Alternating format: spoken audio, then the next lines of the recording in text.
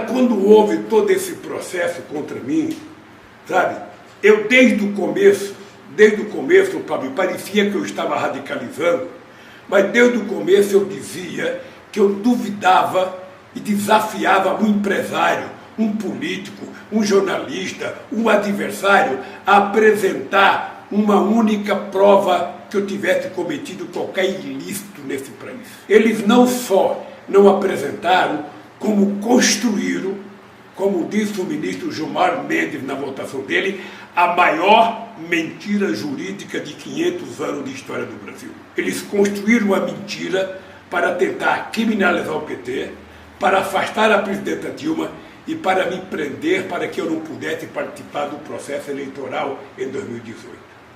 Com tudo isso que eu passei na vida, com 588 dias preso na Polícia Federal, eu poderia ter fugido, eu poderia ter pedido asilo numa embaixada.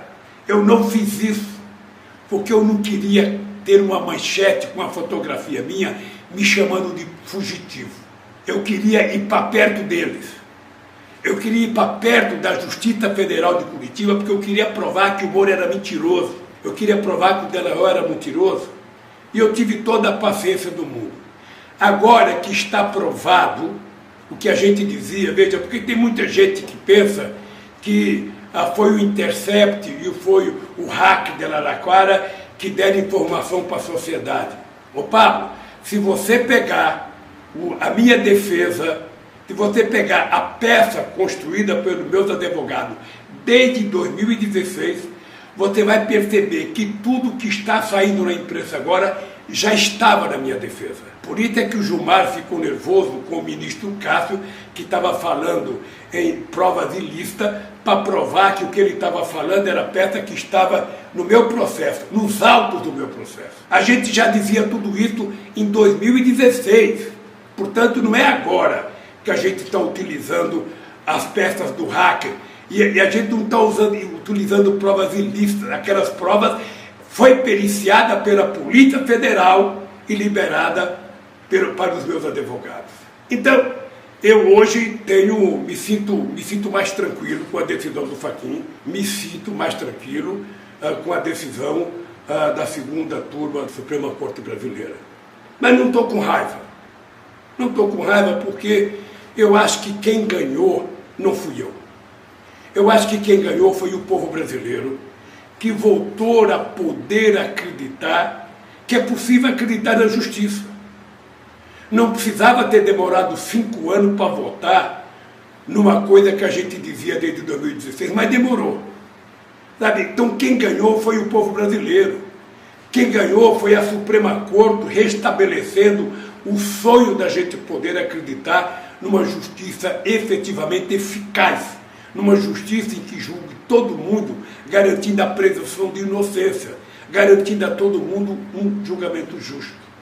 Então, nesse instante, o que eu quero é conseguir continuar provando outras coisas. Porque eu quero provar para a sociedade que as mentiras foram contadas contra um ex-presidente da República. Eu fico imaginando quantas mentiras são contadas todo dia para pessoas que são presas nas favelas, para meninos negros que nunca roubaram nada e que são presos e não têm o direito de ter um advogado.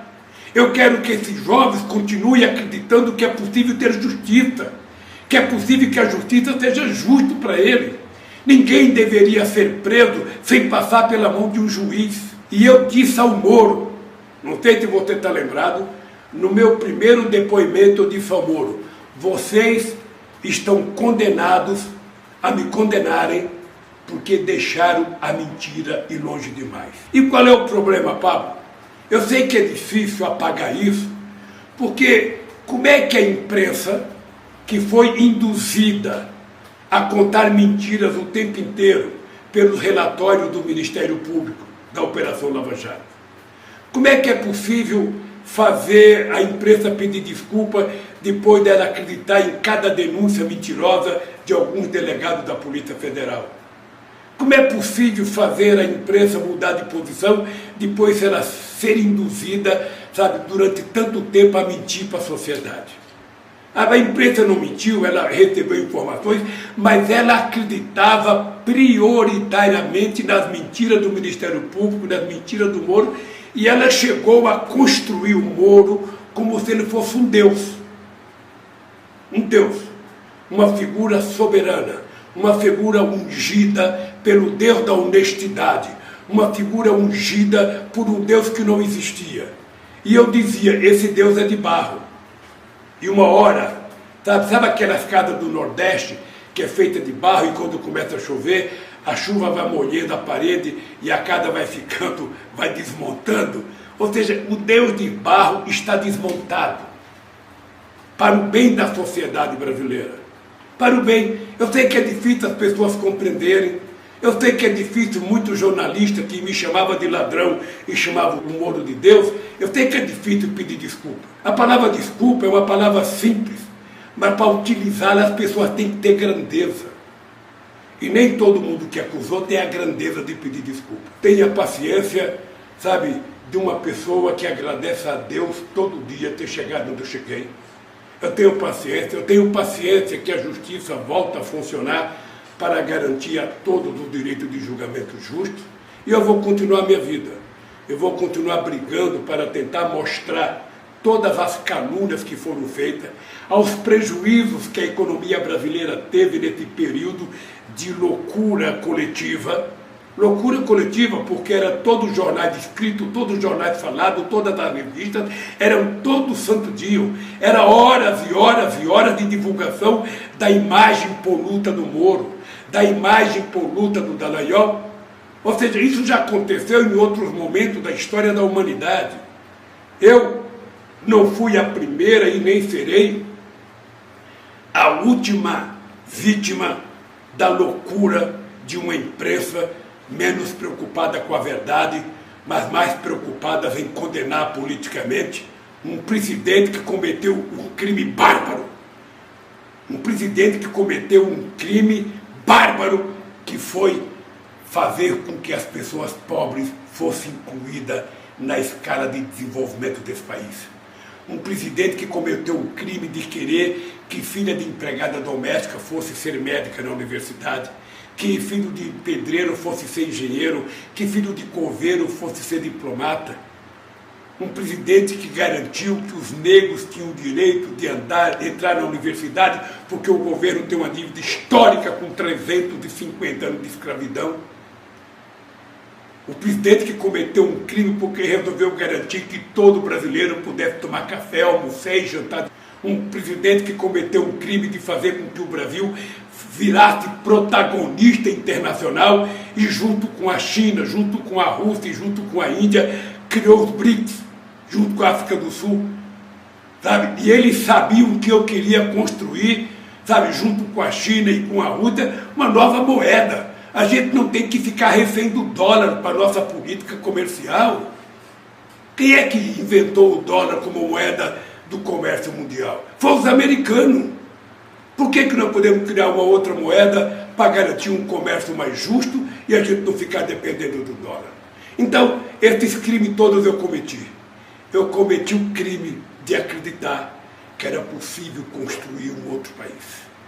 Um país com crescimento, com distribuição de riqueza, com geração de emprego, com investimento na educação, com investimento na saúde. Então, eles acharam que um criminoso que faz tudo isso não pode voltar a governar, porque a elite brasileira ainda tem a cabeça na escravidão. Para eles não acabou a escravidão ainda. Para ele, negro ainda é cidadão de segunda classe. E eu não me conformo com isso. Eu acho que todos nós temos o direito de ser cidadãos de primeira classe. Ter oportunidades iguais, ganhar mesmo salário, quando o trabalho for igual, sabe, o direito de ir e vir, o direito de fazer tudo aquilo que o ser humano tem direito.